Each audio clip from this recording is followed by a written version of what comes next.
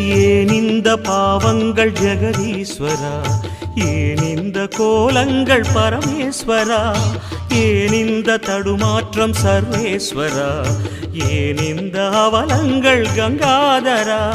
மூன்றாவதாம் உன் கண்ணையே நீர் திறப்பீர் உலகுயவே.